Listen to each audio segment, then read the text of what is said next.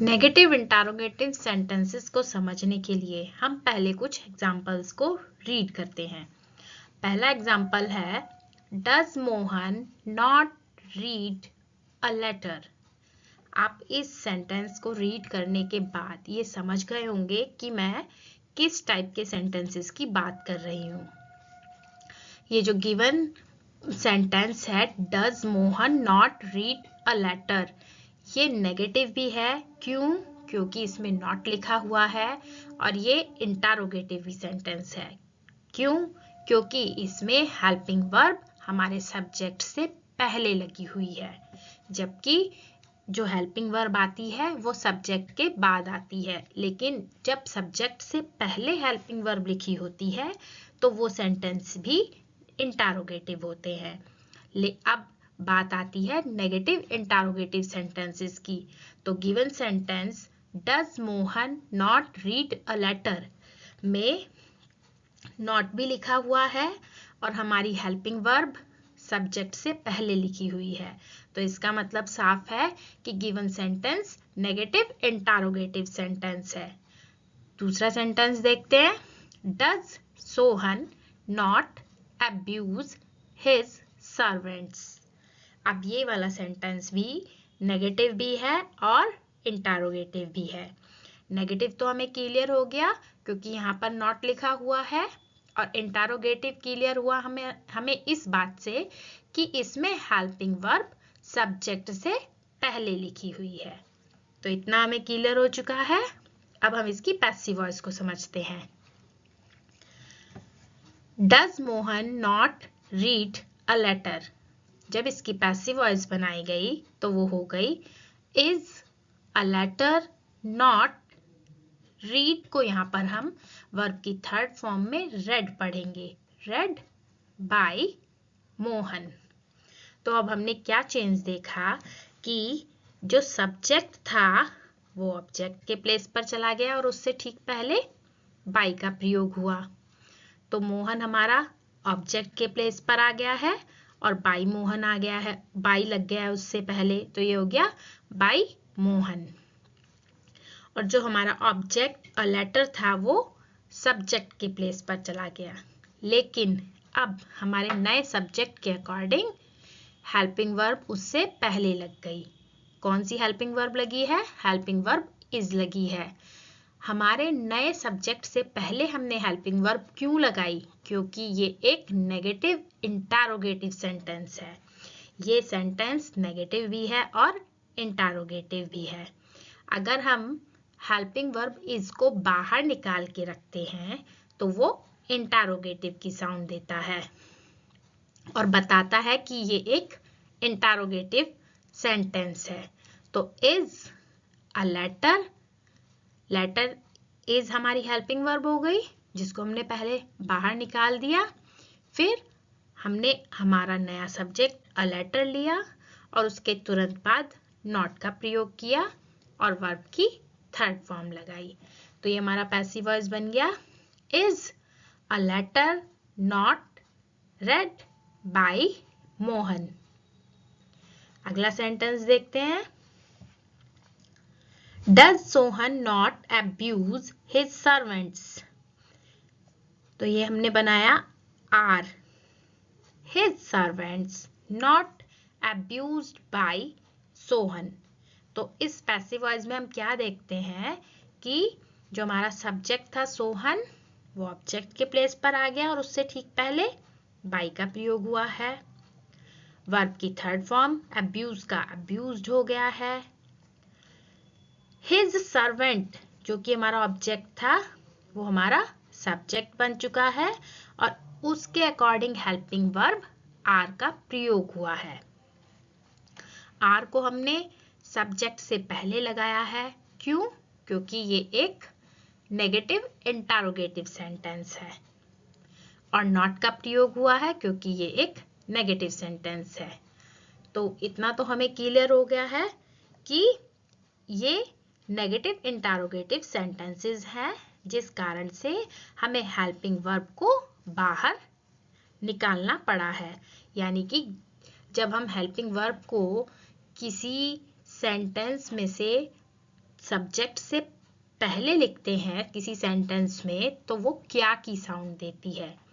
जैसे does Mohan not read a letter, क्या मोहन एक पत्र नहीं पढ़ता है।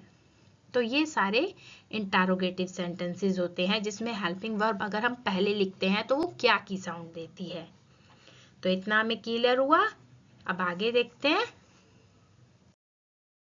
अब हम सिंपल प्रेजेंट टेंस के एक्टिव वॉइस को पैसिव वॉइस में कन्वर्ट करने के लिए जिन नियमों का प्रयोग करते हैं उनको रीड करेंगे।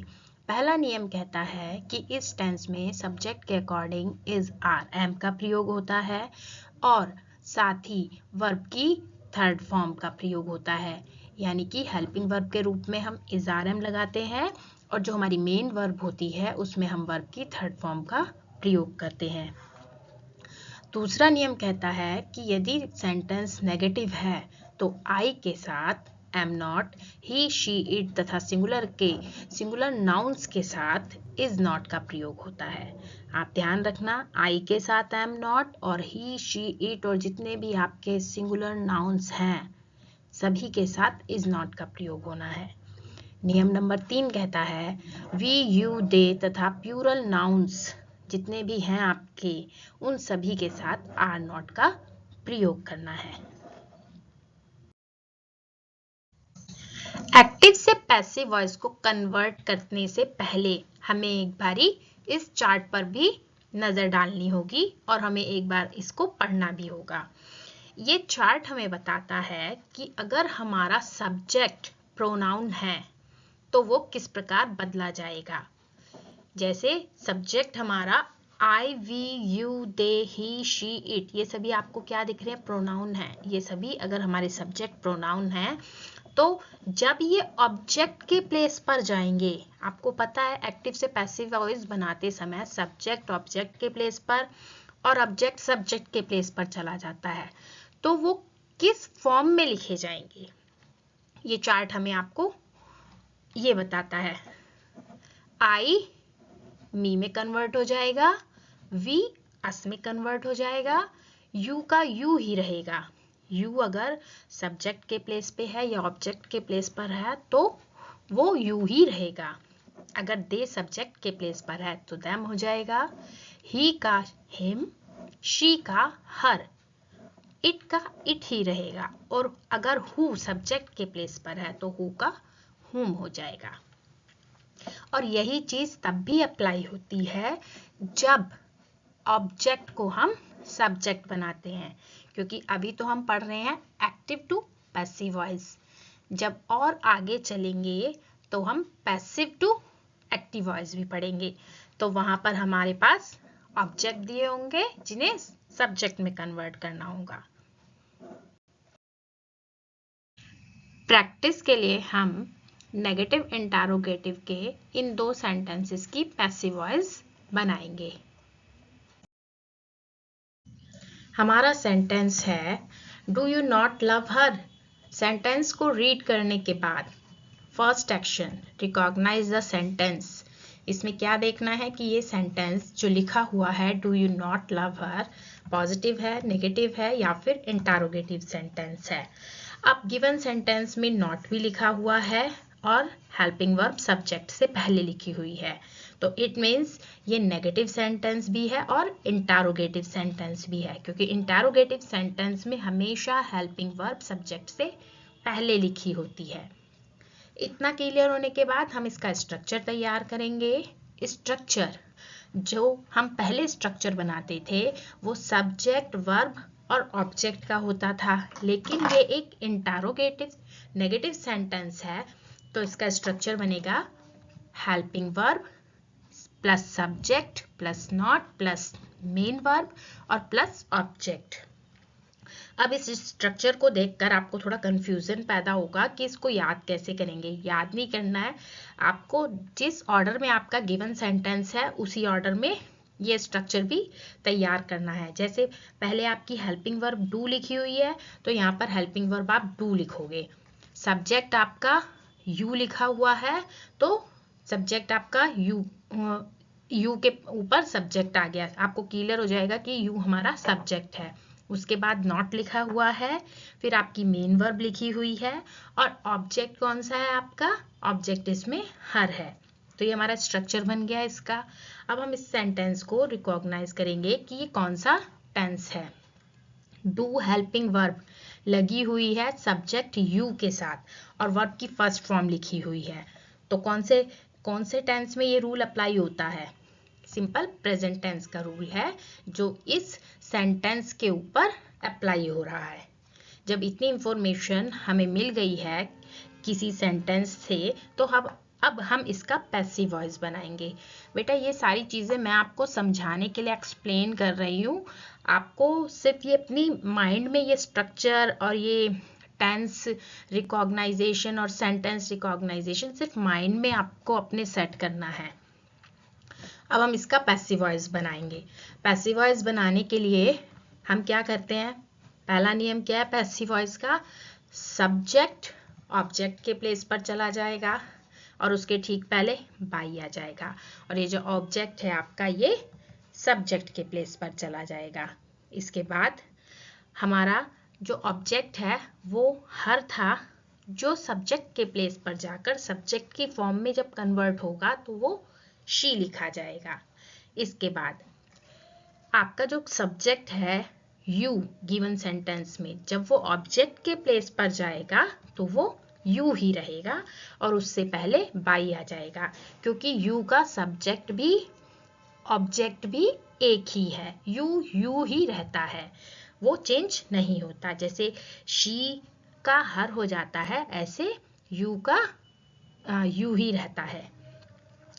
जब हमने सब्जेक्ट और ऑब्जेक्ट के प्लेसेस चेंज कर लिए हैं, तो अब इसके बाद हम देखेंगे वर्ब की थर्ड फॉर्म, क्योंकि पैसिव वॉइस का नियम है कि उसमें वर्ब की थर्ड फॉर्म ही आती है। तो यहाँ पर जो हमारी मेन वर्ब है वो लव है, तो लव को जब हम वर्ब की थर्ड फॉर्म में कन्वर्ट करेंगे तो वो किस में हो जाएगी, वो लव्ड में कन्वर्ट हो जाएगी। अब अगला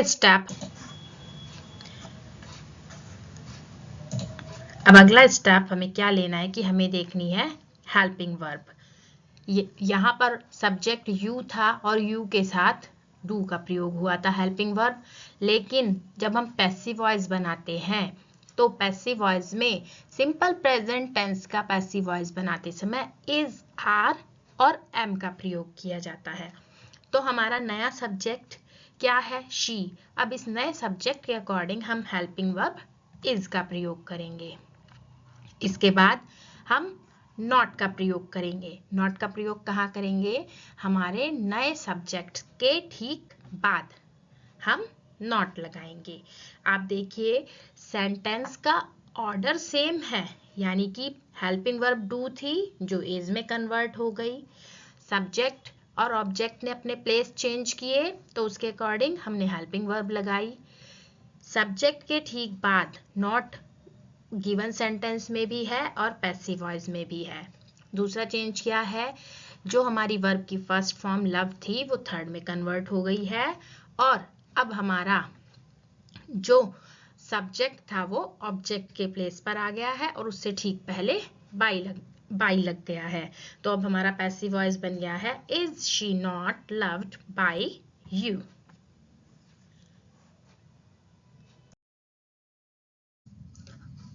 प्रीवियस सेंटेंस की तरह ही इस सेंटेंस को भी हम बनाएंगे।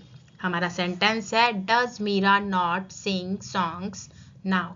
सेंटेंस को रीड किया, then recognise the sentence, positive, negative या फिर इंटरोगेटिव।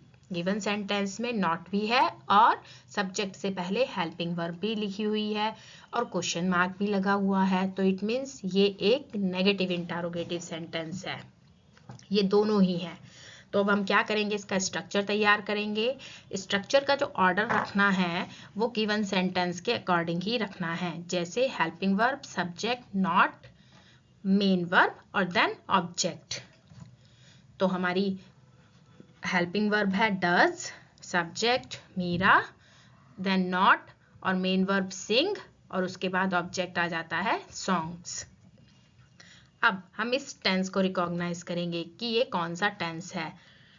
सब्जेक्ट के साथ, सब्जेक्ट यानी मीरा के साथ हेल्पिंग वर्ब डज का प्रयोग हुआ है और मेन वर्ब जो है वो वर्ब की फर्स्ट फॉर्म में लिखी हुई है, तो ये सिंपल प्रेजेंट टेंस के रूल्स को फॉलो करता है। अब हम इसका पैसिव बनाते हैं। पैसिव बनाते समय हमें क्या करना है, सब्जेक्ट को ऑब्जेक्ट के प्लेस पर ले आएंगे और उससे ठीक पहले बाई का प्रयोग करेंगे और ऑब्जेक्ट को सब्जेक्ट के प्लेस पर ले आएंगे। तो यहाँ पर हमारा सब्जेक्ट क्या है, मीरा, तो मीरा का क्या हो जाएगा, बाई मीरा, और ऑब्जेक्ट क्या था, सॉन्ग्स, तो सॉन्ग्स कहाँ चला जाएगा, हमारा सब्जेक्ट के प्लेस पर चला जाएगा। इसके बाद हम देखेंगे वर्ब की थर्ड फॉर्म। वर्ब की थर्ड फॉर्म का इस्तेमाल होता है पैसिव वॉइस में, तो सिंग का क्या हो जाएगा, संग। देन हम हेल्पिंग वर्ब को चेंज करेंगे। हेल्पिंग वर्ब, हमारा जो नया सब्जेक्ट है वो है सॉन्ग्स, यानी प्लूरल है। आपको ये पता है कि सिंपल प्रेजेंट टेंस को जब हम पैसिव वॉइस में बनाते हैं तो इज, आर और एम का प्रयोग होता है, तो सॉन्ग्स के साथ हेल्पिंग वर्ब हम आर लगाएंगे। अब हम क्या करेंगे, हम ऊपर देख रहे हैं कि सब्जेक्ट के और मेन वर्ब के बीच में नॉट लिखा हुआ है, तो ये हमारा नया सब्जेक्ट है, ये हमारी मेन वर्ब है, तो दोनों के बीच में नॉट लिख देते हैं। तो अब हमारा गिवन, हमारा पैसिव वॉइस क्या बन जाएगा, हमारा पैसिव वॉइस बन जाएगा are songs not sung by Meera now और देन क्वेश्चन मार्क। ये नाउ जो है इसको एज इट इज अपने सब्जेक्ट के बाद, अपने ऑब्जेक्ट के बाद, जो कि हमारा ऑब्जेक्ट है, अपने ऑब्जेक्ट के बाद एज इट इज लिख देंगे और देन क्वेश्चन मार्क लगाना नहीं भूलना है।